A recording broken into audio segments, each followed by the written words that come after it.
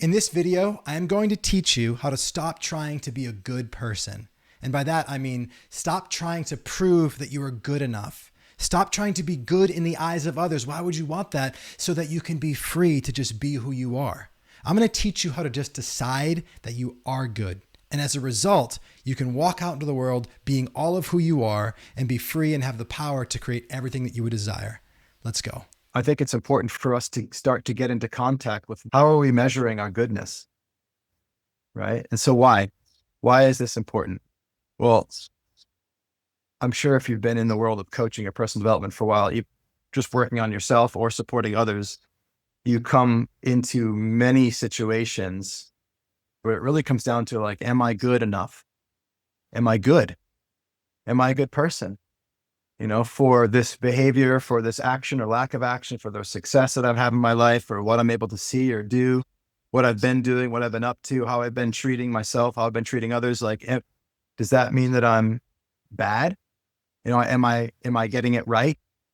Right? There's this like deep fear, worry, concern that we're not good enough, that we're not a good person in some way. It's at the bottom of almost everything, if not everything, that we explore and look into when we think about ourselves and our world. Our limitations in creating, ultimately, most of the time, maybe all the time, come down to that. Am I good?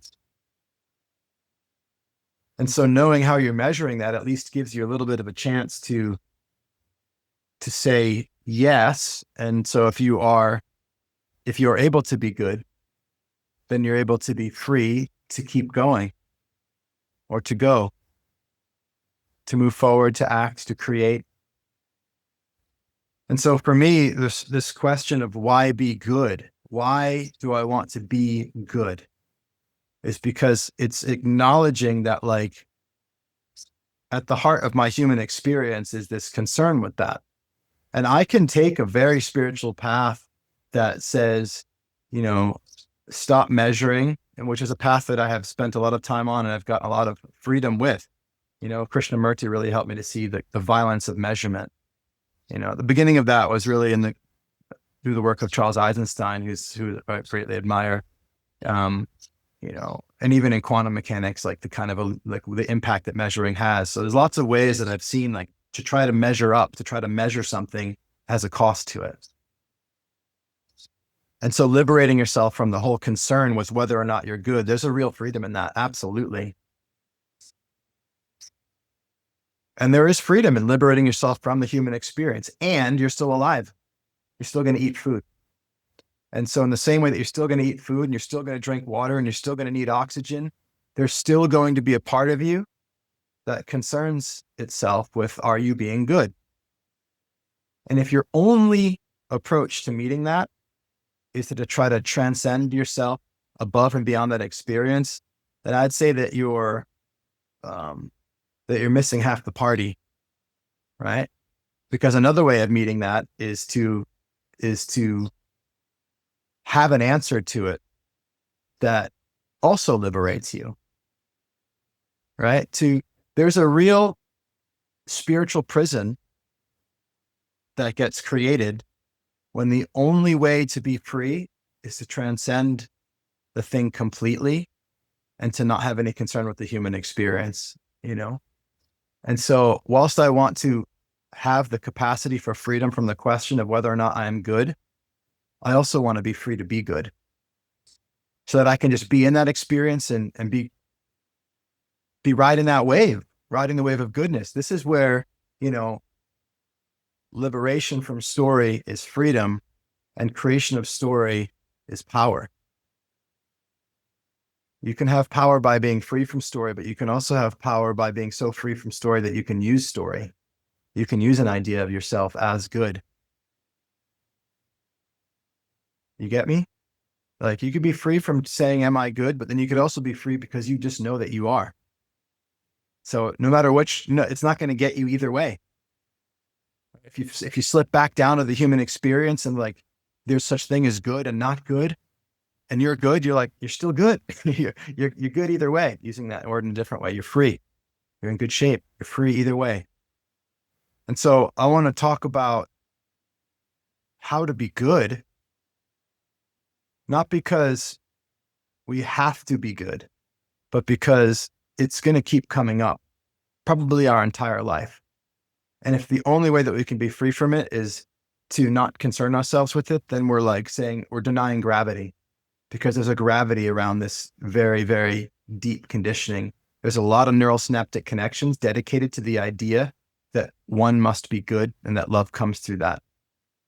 And so if we can both liberate ourselves from those connections, because we build other connections that create another possible experience, and also be with those connections in such a way where we give them what it wants, then we're like, we got the cake and we're eating it.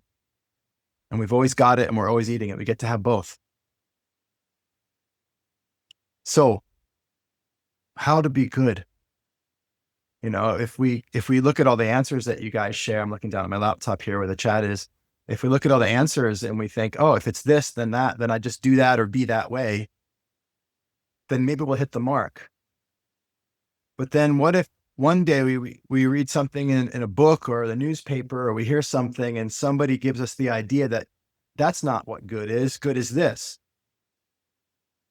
Oh shit. Now I've got to like shift, and I wasn't being good. And so as long as being good is determined by something that we are being or we're being or something that we believe in, there's some kind of external reference that we must measure our way of being, our thinking, our acting up against in order to get that goodness, then we're still at the mercy of judgment from without. As long as we're referencing the without, the out there for our goodness, we're at the mercy of judgment from without. And I think it's important to acknowledge that like most of us learned the idea of being good from our parents, not because they meant to teach us that, but I know that I'm teaching my kids now that they're good and lovable. If they're good, they're lovable. And if they're not good, they're not lovable. And they are good if they do certain things and be in certain ways. I know I'm teaching that despite not liking that idea very much. I don't want to do that. But in the same way that I can't not go to the bathroom if I eat food, I can't not be that, because I am the unfolding of so many circumstances. It's just coming through me, you know? When they make a mess and I just raise my voice a little bit, like they just learned. It's like, oops, it's too late now. You can't put the genie back in the bottle. It's out. And so we learned from a very young age that like the voice tone goes deeper or the voice gets louder when I do this, and that's not wanted. So it's like, it's in there, even if it's subtle, even if you had the most angelic, amazing parents. And I had pretty great parents, but it's still in there. And of course it can be much worse. It can be way more traumatic. And so we have this deep learning from authority, from people that we look up to. Maybe we project that all the way into God, you know, and the universe. And we believe that we're being judged by something almighty as good or not good. I remember I had a Muslim flatmate when I lived in London, Nora El-Qaid. She's so lovely. And she wasn't supposed to live with a man. And when her mom came to visit, I had to like go away, and she had to like lock the door to my bedroom. So her mom didn't know. But it was funny. That's funny to juxtapose this other thing she said to me. She said, Jean Mogin, because she was French, you need to find a Muslim wife. I was like, why? Because Muslim women will never cheat on you. Allah is always watching them. And I was like, I always remembered that. I was like, huh, is Allah watching when your mom comes over and you lock the door to my room? So maybe you live under the idea that something is always watching you and always judging you. Maybe it's a God, maybe it's a part of your psyche that is an aspect of your mother or father. Maybe it's a society, academia, right? Maybe it's business. Maybe it's, you know, who am I in the eyes of the top coaches in the world, right? Like there's something out there. There's something in you that comes from out there that lives as a force of judgment as to your goodness. And as long as your goodness is determined by that, you're living at the mercy of the authority of something other than your deepest self and soul, and your freedom is limited. So here's the thing that I wrote about in the article that you'll see in the next week or so, that was edgy for me to share. I shared it with my mentor friend, Steve Hardison, and he was like, dude, you got to share that with more people. And I was like, okay.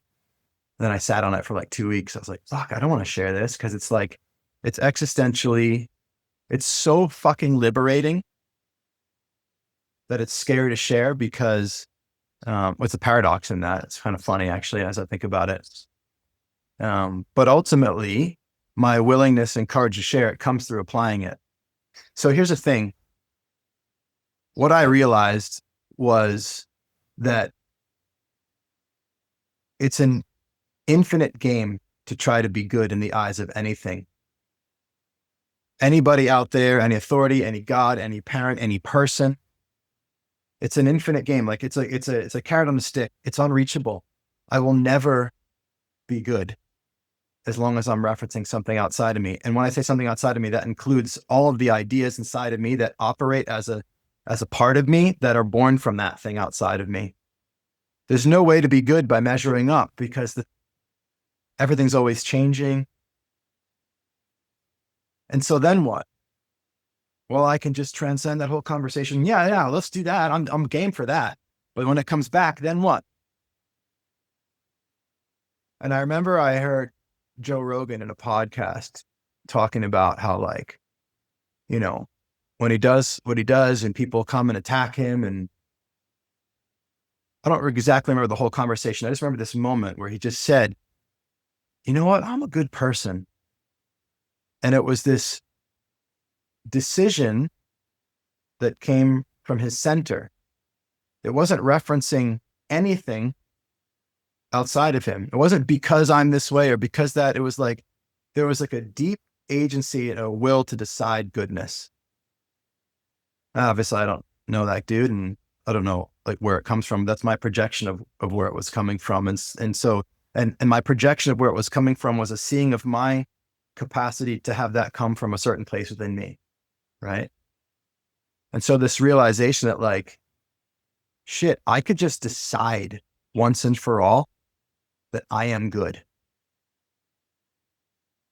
And then what? Well, that's where it starts to get a little edgy. Because, like, what if I just decided that I'm good? Everything that I do is good. Well, that seems like a slippery slope into narcissism. I'm afraid to have that much power, because what if I'm just saying I'm good and I'm believing it and my shit doesn't stink and I'm out there doing what I say and think is good and I'm hurting people, and then it's not. And what if that's not good? And what if I'm wrong? What if I'm wrong? Well, that would make me not good. There I go again. In the eyes of who? In the eyes of what? And so you realize that, like, even deciding that I'm good once and for all is scary, because what if I'm wrong, which would make me not good? So you get pulled back into that thing. But if you really look at it, it's like, in that moment that I knew that I was good, there was a relaxedness, there was a groundedness, there was a peace, and there was a power to create and express and impact the world that was not accessible the moment before I made that choice, and was taken away from me the moment I started to doubt whether that was okay for me to do or not. And so really, I realized that, like, holy shit, what would I be capable of if, no matter what I did and what I said, I knew and decided and knew that I was good. Even if I hurt somebody, even if I made a mess, in the same way that I want my ideal is for my kids to know that they're good, even if they make a mess, even if they hurt somebody. Oh man, my son's school right now, a kid got removed from the school because he was biting too much in preschool. It's like, that is fucked, man. That's fucked. Hopefully he's young enough that he doesn't know. But like, what if we could just, like, if kids hurt or if kids made messes, they still knew that they were good. What if I could do that with me? What if, even if I hurt somebody, it didn't perturb the idea that I am good? What might I be capable of? Do you see the fear and the existential fear in that too? What would I do if I had that much power? Who might I become? What if I would take that power then and I would take advantage of people and hurt people? There's that fear again that I'm not good. And so it keeps creeping in. And so what we have is a very subtle opportunity to choose that we are good. And what is that really? It's a gamble. It's a gamble to decide that I'm good, and that through living as I am good, that I will bring only good to the world as a net, let's say. I'm not saying I'm not going to get it wrong, not make messes. But if that doesn't disqualify me from being good, then maybe my highest capacity to impact the world lives on the other side of my decision that I am good. And that risk of that slippery slope into narcissism, where I'm just deluding myself and I'm actually doing more damage and more bad than good, that risk of that happening is a necessary risk to access the highest capacity for me to create as goodness and in a good way in the world. And so if that's the case, what if the only way for me to create the greatest impact that I could in the world, to do the most good in the world, comes with the risk that I slide down that slippery slope into narcissism and I just think that I'm being good, but I'm not really. Then what? What's the best thing for me to do? Is it to play it safe and to continue to measure goodness? Just unlocking my notebook. Or is it to say, fuck it, let's go. Let's roll the dice. I'm just going to decide that I'm good. People are going to have their fucking opinions, man. You know, I've been 15 years doing this work, being in challenging conversation with people, taking their money up front and challenging them. Like, most of the time it goes well, but not always. I've had fucking shit hit the fan in all sorts of ways, including being punched in the face. The person got arrested because they were so fucking sure that the thing that I was doing, which was trying to help, was wrong and hurtful.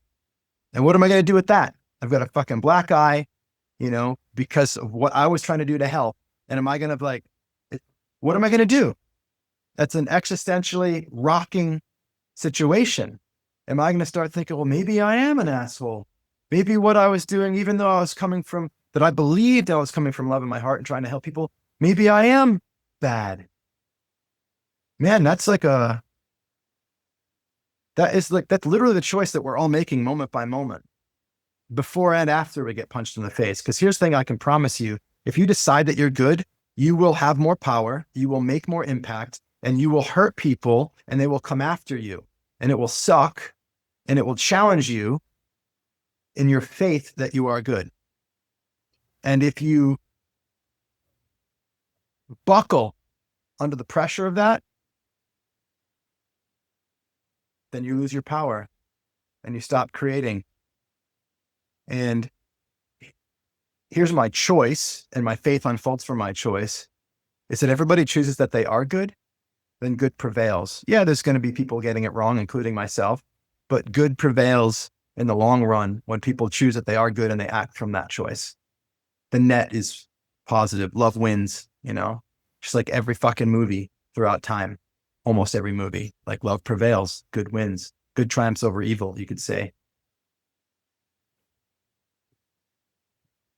So it came to my attention that there were some people in our community that were perturbed by my decision to support a political candidate. I'm not going to say who it is because it doesn't matter.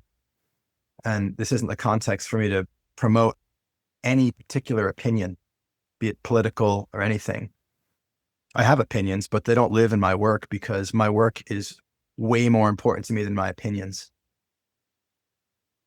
But I want to talk about this, the context of this, because I think it's a great space for us to come to understand the power we're capable of when we face situations that ruffle feathers.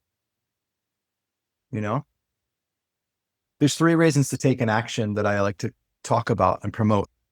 And I have them prioritized. I talk about this always at our live intensives, but I'll share it with you here in brief because it's relevant to what else I want to say around being good and having courage. The 3rd best reason to take an action is because you can't win if you don't play. It's like the lottery. Like, there's no chance of you getting a result if you don't take action. So you may as well live your life fully expressed in action, because then your chance of winning is so much higher. Like the people that don't play the lottery, never going to win the lottery. Definitely not. I don't actually play the lottery, but like as a metaphor, it works.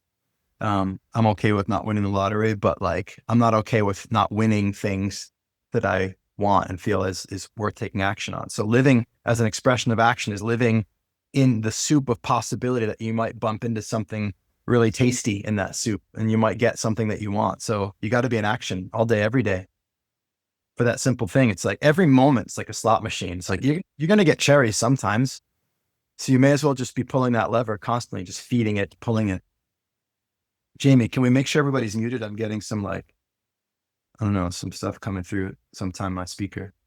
But that's the third best reason to take an action. The second best reason to take an action is because if you take an action and you don't get the result that you wanted, you will learn something about how you created that. And learning something about how you create is so much more valuable than results. Like, what did I do that created that outcome? That's so valuable. And I love every conversation I have, whether it works out in the result that I was aiming for or not, be it the creation of a client or the creation of them seeing something for their life or whatever. Like, there's a result that I'm always aiming for. And if I don't get it, I love it just as much as if I do get it, because I learned something in both cases. And a lot of times I learn more when I don't get it. Well, that didn't work. How did I do that? Okay, interesting. So if I've got like a new business, like I'm looking at a few of you and I'm in conversation with you about this new pitch and this new thing that you're doing, it's like, I want to be out there talking about it all the time when it's new, because I want to get all of the eyes and the feedback, the facial expressions, the confusion, the questions, the challenges, all of that stuff. It's so juicy for me to understand about how this is not being communicated well. It's like the most exciting time. I'm excited about something and then I say it and they're not excited. I'm like, how did I do that? What did you hear? Like, what's missing? How are you not like on fire for what I'm talking about? I get so curious about that. So that's the second best reason to take an action, is because I'm going to learn so much about how I can improve that action by taking it and not getting the result that I want. That's the second best reason though. The best reason to take an action, the number one reason to take any action, is because by taking that action, I teach myself who I am. That's the primary reason to take any action. If I do something loving, I just teach myself that I'm the kind of person that does loving things. It may not work out the way that I want, so I may learn something about how to do that differently. That's the second thing. Or it may work out the way that I wanted, and then I get like the win. That's cool. That's the third reason. But the best reason is I just became more of that. So I use this metaphor that doing is both the seed and fruit of being. The fruit on the tree is the action that comes out, right? Like the loving action is the fruit on the tree. But in that action, I eat that apple and the seeds go into me and it grows more apple tree. So I become that which I do. We are what we do. By taking action in a certain way, we become more of that person. It's like, yeah, you can declare it and speak it, but there's nothing like doing it. Then you are that. So the best reason to take any action is, for me, the most important reason, not just the best, the most important reason to take any action is because of who it teaches me that I am. And so the reason I'm supporting the political candidate that I'm supporting is not because I want them to win. Yeah, that would be cool. It's kind of a long shot. In America, we've got a two-party system that kind of dominates. So like an independent party person hasn't happened, I don't know if ever. But that's not, for me, the real reason. Every vote, every speaking, every action creates who I am. Every action, every speaking is a vote. And it goes both into a ballot box of the world and into my being. And so for me, supporting a political candidate, championing a client, supporting my wife, my kids, people in my community, those are all actions that in part are about creating the more beautiful world that I see as possible. But that's like the second and third reason for me to make that vote. The first reason for me to vote for something with my speaking, with my action, is because of who it teaches me that I am. Who am I? when I do what I do, when I say what I say. And so why am I doing what I'm doing and saying what I'm saying is part of what determines who I am. And so if I'm doing, in really simple terms, if I'm doing something because I'm afraid of the outcome that will happen if I don't do that, then I'm teaching myself that I do things because I'm afraid. And one of the ways that I'm looking at in politics, the situation here in the States, is that there's a lot of people, myself included previously, who would be voting the way that they're voting because they're afraid of the outcome if they don't vote that way, not because that vote is something that they would love. And that is an example, like for just to flesh that out for those who are not here following what I'm saying. If I'm going to vote for this person, even though I wouldn't love them, it doesn't inspire me, and it's not an expression of the world that I would love to live in, because I'm afraid of that, and this will save me from that. And if I vote for that, I might get that. And the cost on that would be that I taught myself that I am the person that does the thing that protects me from the worst thing. And I become more of the person who does the thing that protects me from the worst thing, instead of becoming the person who does the thing that is what I would love. And I am a champion for everybody doing only what they love. And when I say that, I'm a champion for everybody voting for what they would most love. And for me, in this support of this political candidate, like, I'm not doing it because first and foremost, I want that person to win. I'm doing it because I'm expressing that for myself. And I would do the same thing with everybody. The only thing I'm doing to support is to support every single person that's supporting the campaign to come from love themselves, to be free, to be loving, to be powerful. And if I'm talking to a client who's a supporter of any of the other candidates and that's their thing and that's what they would love, then I'm supporting them for that. There's nothing in me that would ever try to convince somebody to be for something else than what they would most love. Because me being a champion for your individual possibility of your highest ideal is more important to me than my politics or my opinion. And if it wasn't, then it would be like, then where are we? This is why I love that American ideal. I'm sure it's in the same other countries. I know it through American history, but like the idea that your freedom to have an opinion that is contrary to mine is something that I would die for.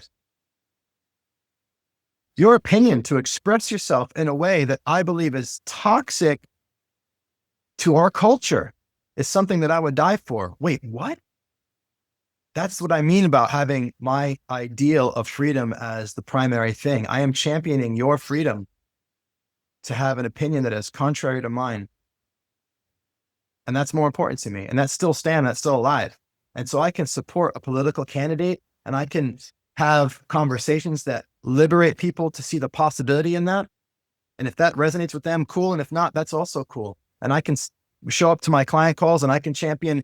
I could have 5 different clients and they all are supporting different political candidates and have as much passion for every single one of them being on that mission to support that, if that's what's true for them. Well, then no problem, because I care more about your freedom, your love, your power, because I believe that when all of us are expressing what's in our heart and our highest ideal and having the courage to stand for that, then the more beautiful world that's possible comes into being. And it might not look like the world that I see when I'm in my opinion, and I'm okay with that. I'm ready to surrender that. And that looks just like it does in my marriage, when it's like, I am here for and championing us at our highest possibility. And my highest vision for our life was not living in Hawaii, but it emerged through caring more about the union and actually caring more about my wife's happiness than my own particular opinion about what a happy life is going to look like. And then that surrender to somebody else's ideal and not somebody else's vision, because my ideal is higher than the form. Does that make sense? My ideal is higher than the form. My ideal for freedom and for love is higher than the form.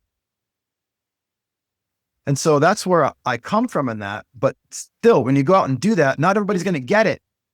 Not everybody's going to listen to the long form conversation about how you get to where you get to and how you come from where you come from. So they're all going to hear it in their own way.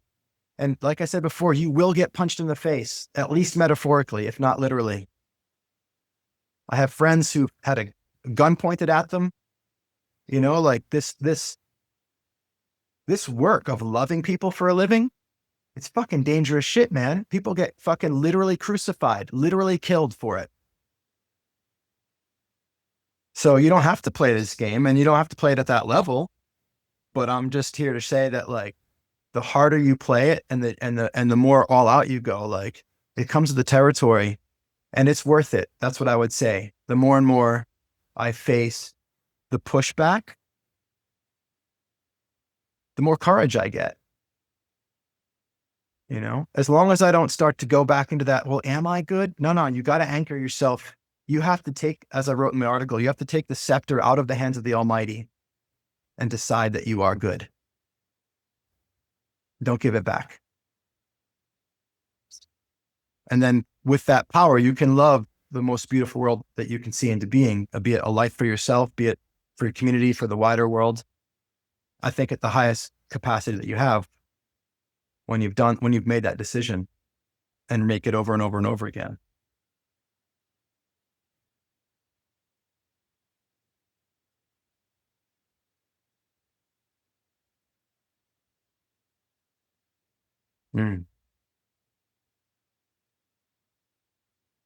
I am good. I am good. I am good. I am good. When I'm being punched in the face, when people are talking shit about me, when my wife's mad at me, when I fucked up, I am good.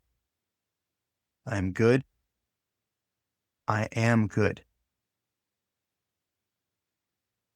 That's what it looks like. That's it. Right? It's just a toy. It's just a choice. It's just a decision. And it's so subtle because you could speak that same sentence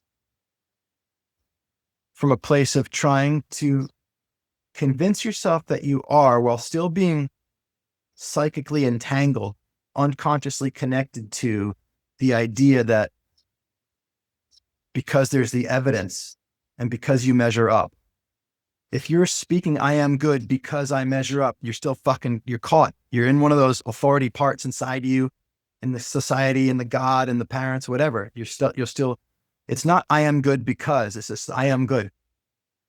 Not because anything. Or maybe because I said I am. Wait, but how do you know? You don't need to ask that question. And when you see a person, even externally, challenging your goodness, challenging your freedom to decide that you are good without justification, see the prison that they're trapped in. I thought of it today, like these portable prisons. Oh yeah, so so many people are a walking, squawking prison. Walking around like a Halloween costume. Like you're in a prison, but you can lift it up and you can like walk around. Like you're moving around, but you're still in it. And you can start to see how, when you give yourself the power to decide that you are good, you can see how other people are struggling to know their own goodness in the challenge of yours. You're not good. What you're doing is bad. Because goodness and badness is out there and determinable, and I can see what you can't see. And so in the same way that others can see what I can't see, which means I'm at the mercy of that too. If you liked what you learned here, then subscribe to my channel, give it a thumbs up, and check out the description to links to more stuff.